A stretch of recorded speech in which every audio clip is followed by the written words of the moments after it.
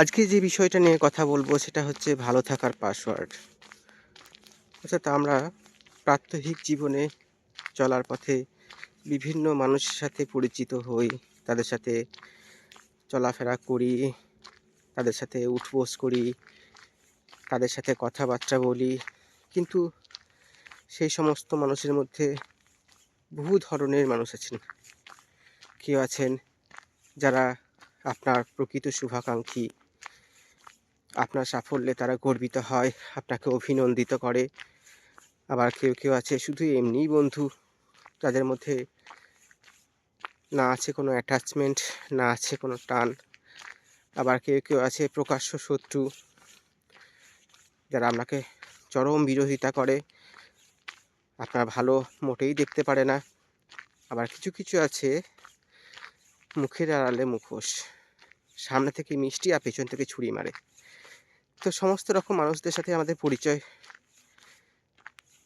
আছে এবং সেইগুলিকে আমাদের বুঝতে শিখতে হবে কে কেমন ধরনের মানুষ, এবং এইগুলো বোঝার পর তাদেরকে আমাদের ঠিক সেইভাবেই তাদের সাথে ব্যবহার করতে হবে।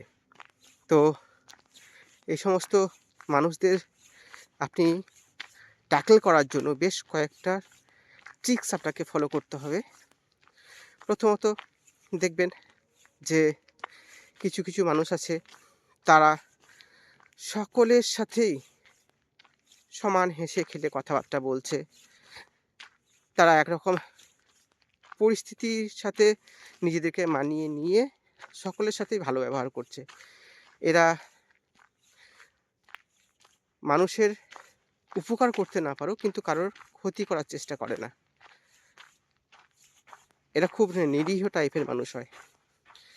তো আমি বলবো যে যত বেশি এই রকম ধরনের মানুষ আপনি পাবেন, আপনি তত সৌভাগ্যবান।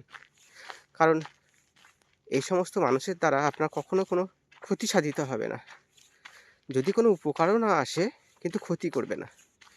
তো তাই বলবো যে এই সমস্ত মানুষদের সাথে বেশি করে সংযোগ রাখার চেষ্টা করুন এবং নিজের জীবনটাকে অর্থবহ করে তুলুন।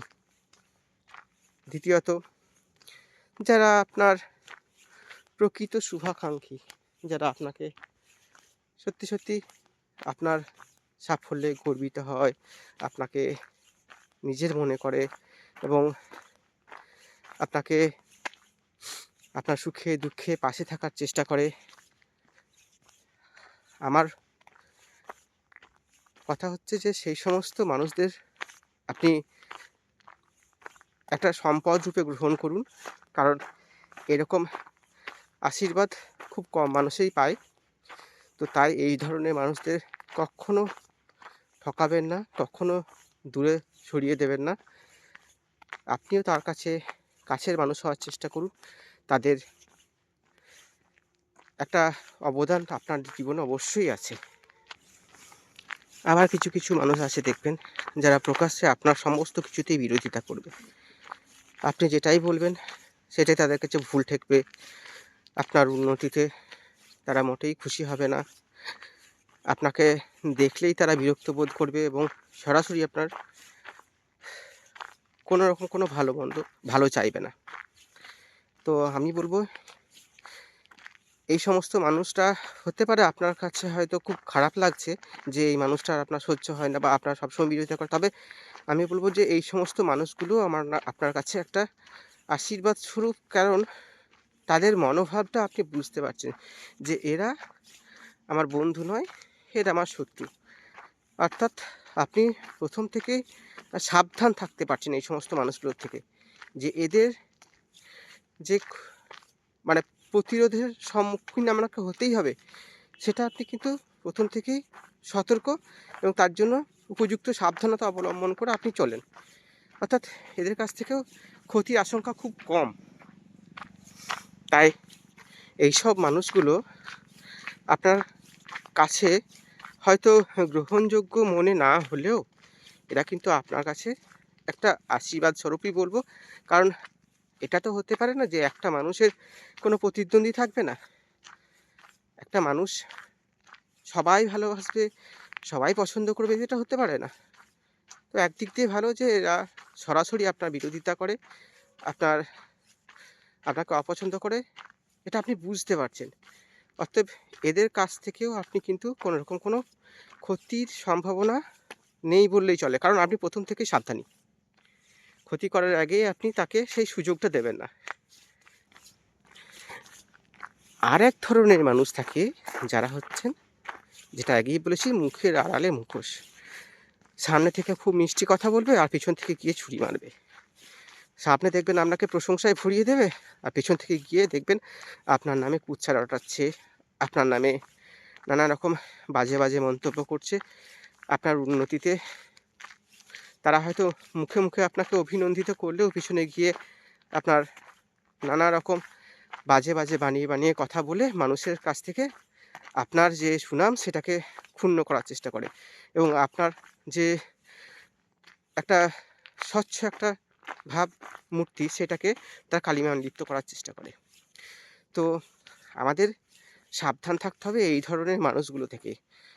এরকম প্রত্যেকের জীবনে কিছু না কিছু মানুষ আছে।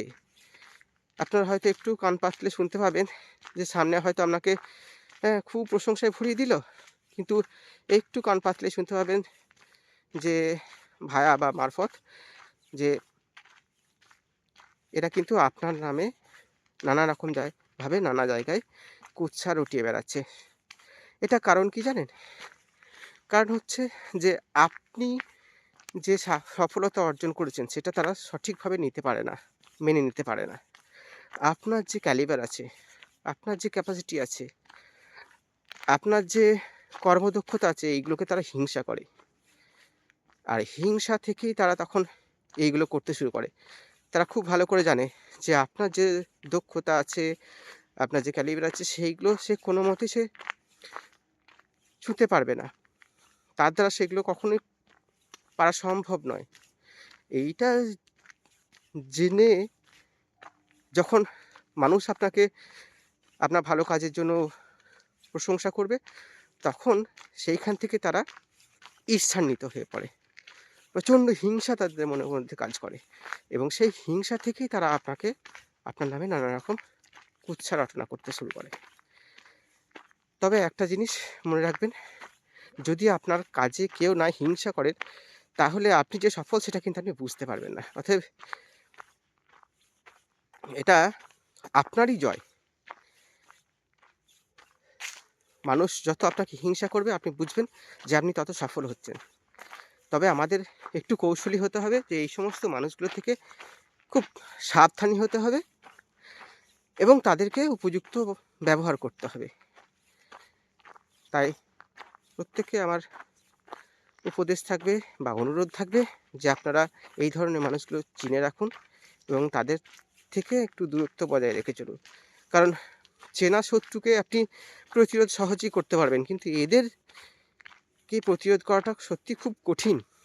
কারণ আপনি এদেরকে আগে চিনতে হবে আপনাকে। তা না হলে তো আপনি তাদের দ্বারা যে ক্ষতি সম্ভব, কী ধরনের ক্ষতি তারা করতে চলেছে, এটা তো আপনি আগে থেকে প্রেডিক্ট করতে পারছেন না। প্রসঙ্গত বলে রাখি যে কিছু, কিছু মানুষ থাকে কারোর উন্নতিতে তারা দেখতে পারে না। ইভেন বাড়ির মানুষজন যারা, তাদের বাড়ির লোকজন, তাদের সাথেই তাদের বনিবনা হয় না। সেক্ষেত্রে আপনি তো একজন বাইরের মানুষ, আপনার সাথে বনিবনা কী করে হবে? এমনও মানুষ আছেন যারা কথায়, কথায় তারা হয় স্বামী বা স্ত্রীর সাথে অকারণে ঝগড়া করে।